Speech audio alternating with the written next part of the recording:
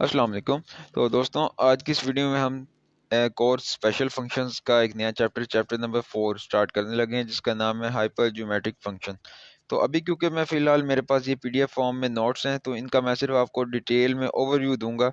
इनको मींस कि यहाँ सारे स्टेप डिटेल से हुए हुए हैं, लेकिन फ़िलहाल मैं सिर्फ इनको आपको ज़ुबानी बताऊंगा कि एक एक स्टेप कैसे हुआ है, वो डिटेल से बता दूंगा। बाय हैंड जो इसको मैंने वो किसी और वीडियो में आपको मैं करके स्टेप वाइज इसका दिखा दूंगा। अभी फ़िलहाल ये बने हुए हैं, स्टेप वाइज हुआ है, मैं सिर्फ इसका आपको ओवरव्यू दूंगा। तो देखें डेफिनेशन से कि हाइपर ज्योमेट्रिक फंक्शन होता क्या है। यहाँ इक्वेशन 1 में लिखी हुई है, इसमें क्या है कि एफ इंटू, अब उसके अंदर जो पैरामीटर्स यूज़ हुए हैं वो बताए हुए हैं कि एफ, और ब्रैकेट के अंदर क्या है, ए बी सी और आगे जेड। तो यहाँ 3 पैरामीटर्स हैं, एफ के साथ भी छोटे 2 और वो स्मॉल में 2 और 1 लिखा हुआ है। तो वो इसी चीज़ को रिप्रेजेंट कर रहा है कि यहाँ पे हमारे पास एफ के 3 पैरामीटर, ये जो हमारा फंक्शन है ये 3 पैरामीटर्स पे डिपेंड करता है, ए बी और सी। जो जेड है ये हमारे पास यहाँ पे एक इंटीजर को शो करता है जो इसके साथ यूज़ होगा। तो 2 1 क्या मतलब कि 2 पैरामीटर्स, 2 पैरामीटर्स ऊपर हैं और 1 पैरामीटर नीचे है, तो इसलिए 2 1 का वहाँ सिंबल लिखा हुआ है। 3 पैरामीटर्स हैं ए बी सी।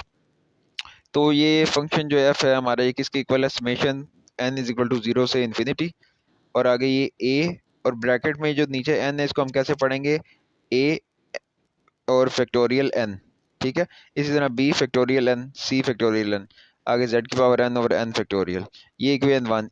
इस इक्वेशन 1 को, इस सारे इक्वेशन 1 को हम क्या कहते हैं, हाइपर ज्योमेट्रिक फंक्शन। इसमें जो हमारे पास सी होता है वो ना ही हमारे पास नेगेटिव होना चाहिए और ना ही जीरो होना चाहिए। ठीक है, अब इसी 1, ये जो हाइपर ज्योमेट्रिक फंक्शन है, इसी को हम एक और तरीके से कैसे लिख सकते हैं। अगर हम पहले इसकी एक वैल्यू ले लें, मीन्स कि 1 प्लस, फिर आगे ये सारी टर्म लिखें, इसमें सिर्फ चेंज क्या आएगी, जो हमारा ये समेशन स्टार्ट हो रहा है पहले 0 से हो रहा था, अब ये n इज इक्वल टू 1 से शुरू हो जाएगा। ठीक है, तो ये असल में हमारे पास ये जो हाइपर ज्योमेट्रिक फंक्शन की ये जो फॉर्म है, इक्वेशन 1 ले लें या उसके बाद ये जो दूसरी हमने लिखी है, तो ये दोनों असल में ये हाइपर ज्योमेट्रिक फंक्शन की जो फॉर्म है ये होती क्या है, ये हमारे पास सेकंड ऑर्डर लीनियर ओडी, जिसके 3 हमारे पास सिंगुलर पॉइंट्स होते हैं, उसकी ये उसका हमारे पास सोल्यूशन के तौर पे आता है। ठीक है, जिसको हम ये हाइपर ज्योमेट्रिक फंक्शन कहते हैं। एक और तरीका क्या है इसको लिखने का, वो मैंने यहाँ लिखा हुआ है, जिसमें हम पैरामीटर जो वहाँ स्मॉल 2 और 1 शो नहीं करवाते, यहाँ सिंपल एफ लिख देते हैं। ठीक है, तो ये तो था कि हमारे पास हाइपर ज्योमेट्रिक फंक्शन होता क्या है, वो मैंने आपको बता दिया। अब इस फंक्शन के अंदर हमने एक छोटी सी यहाँ पे 3 4 स्टेप का एक सीन किया हुआ है कि अगर हम इस फंक्शन में ये 2 4 चेंजेस करें तो फिर हमें क्या चीज़ मिलती है, सिर्फ हम ये देखेंगे, उसके बाद हम नेक्स्ट एक डिटेल टॉपिक की तरफ जाएंगे।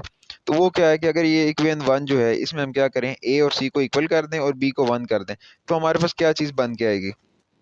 तो देखें, इसमें हम क्या करते हैं, ए और सी को इक्वल करेंगे तो वो कैंसिल हो जाएंगे, क्या रह जाएगा हमारे पास, एन फैक्टोरियल। और इस पेज के बिल्कुल कॉर्नर पे मैंने 3 डॉट्स के साथ लिखा हुआ है कि एन फैक्टोरियल किसके इक्वल होता है, एन को इस तरीके से फैक्टोरियल के इक्वल भी लिख सकते हैं, हमारे ये दोनों एक ही चीज़ है। ठीक है, 1 का फैक्टोरियल एन या फिर एन फैक्टोरियल, वो एक इक्वल ही होते हैं। तो वो मैंने यहाँ लगा दिया, तो एन फैक्टोरियल कैंसिल, पीछे हमारे पास क्या आ जाएगा समेशन में, जेड की पावर एन। तो ये है, क्या मतलब हुआ कि अगर हम अपने हाइपर ज्योमेट्रिक फंक्शन में ये चेंजेस करें तो हमें क्या मिल जाती है, एक एलिमेंट्री ज्योमेट्रिक सीरीज मिल जाती है, समेशन जेड एन। ठीक है, तो ये तो छोटा सा एक सीन था बीच में कि अगर हम इस अपने हाइपर ज्योमेट्रिक फंक्शन में कुछ चेंजेस करें तो हमें क्या मिलता है। आगे देखते हैं कन्वर्जेंस इसकी, कि हमारा जो हाइपर ज्योमेट्रिक फंक्शन है इसकी कन्वर्जेंस किस तरह की होती है, ये क्या होगी और किस तरह की कंडीशंस में ये कैसी होगी। तो देखिए, सबसे पहले मैंने हाइपर ज्योमेट्रिक फंक्शन लिखा है, इसे हमने कंसीडर क्या कर लिया, समेशन के आगे जो सारी टर्म है उसको हमने ए एन कह दिया। ठीक है, और इसी तरह हमने ए एन और ए एन प्लस 1, ये 2 टर्म्स हमने डिफाइन कर लिए यहाँ पे। वही जहाँ पे एन था वहाँ हमने एन की जगह एन प्लस 1 कर दिया, तो हमें ए एन भी मिल गया और ए एन प्लस 1 भी मिल गया। अब हमने क्या करना है, इनकी रेशो लेनी है, रेशो लेंगे, ए एन प्लस 1 ऊपर और ए एन नीचे, उनका हम एब्सोल्यूट उनकी वैल्यूज लेंगे और साथ में limit n approaches to infinity. तो देखें, ए एन भी सारा जो उसकी भी वैल्यू हमारे पास है और ए एन प्लस 1 की वैल्यू हमारे पास है।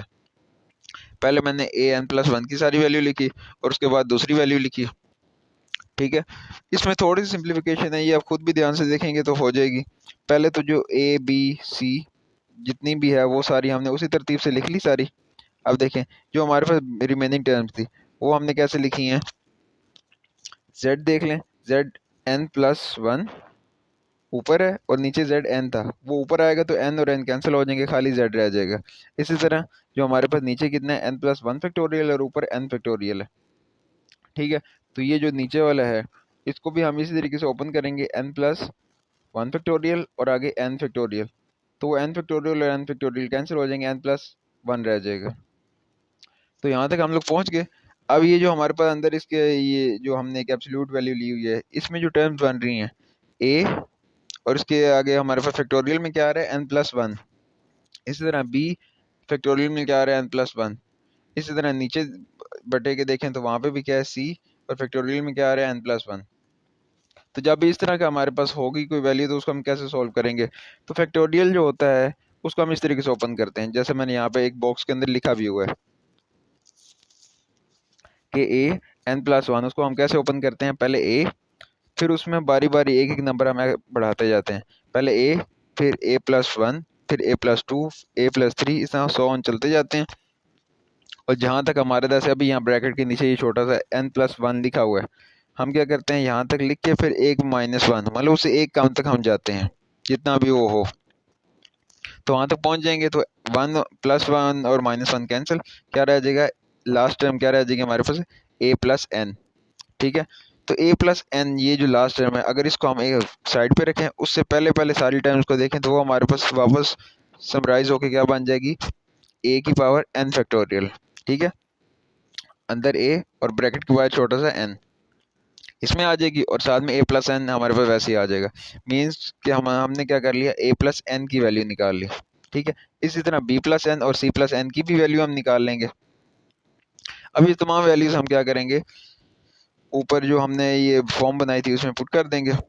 उसके बाद हमारे पास ये जो हमने जब हमने वैल्यूज पुट कर दी, उसके बाद हमने जस्ट थोड़ा सिंप्लीफाई करना है, ठीक है। उसमें हमने क्या किया, जेड को बाहर निकाल लिया, बाकी सारे टर्म्स वहीं पे। अब क्योंकि हमारे पास जो एन है वो इन्फिनिटी को अप्रोच कर रहे हैं, तो अगर हम डायरेक्ट यहाँ इन्फिनिटी अप्रोच करेंगे करवाएंगे तो हमारे केस जो है ये वैसे अनडिफाइन हो जाएगा। तो हम हर टर्म में से ये A plus N, B plus N, C plus N और वन प्लस एन, इन सब में से एन को कॉमन ले लेंगे, ठीक है। और उसके बाद इन्फिनिटी को अप्लाई कराएंगे, मीन्स की लिमिट अप्लाई करवाएंगे। तो ये सारों में जब लिमिट अप्लाई करवाएंगे तो हमारे पास वन आंसर आएगा।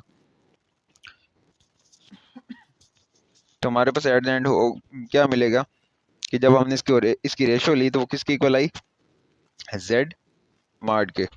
तो हमारे पास ये जो सीरीज है, मैंने क्या लिखा है, सीरीज वन, मीन्स कि जो हमने सबसे ऊपर हाइपरज्योमेट्रिक वन इक्वेशन वन लिखी थी, वो कन्वर्ज कब करेगी, इफ जेड मार्ट जो है, जेड की जो एब्सोल्यूट वैल्यू है वो वन से लेस हो। जब ये सीन होगा तब हमारे पास क्या करेगी, वो कन्वर्ज करेगी, ठीक है। तो इसके बाद हमारे पास जो नेक्स्ट टॉपिक आएगा वो आएगा simple integral form of the hypergeometric function. ये जो अभी हमने हाइपरज्योमेट्रिक फंक्शन पढ़ा है, इसकी सिंपल इंटीग्रल फॉर्म जो होती है, इंटीग्रल वाली जो फॉर्म आएगी वो कैसे आएगी, इसी का दूसरा नाम क्या है, Euler integral form of hypergeometric function. तो इसकी पूरी डेरिवेशन है कि हम ये इंटीग्रल फॉर्म कैसे निकालते हैं हाइपरज्योमेट्रिक फंक्शन की, तो ये हम नेक्स्ट पार्ट में करेंगे।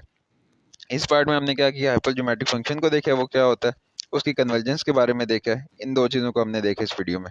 नेक्स्ट पार्ट में हम क्या करेंगे, इसकी सिंपल इंटीग्रल फॉर्म निकालेंगे, ठीक है। तब तक के लिए अल्लाह हाफिज़।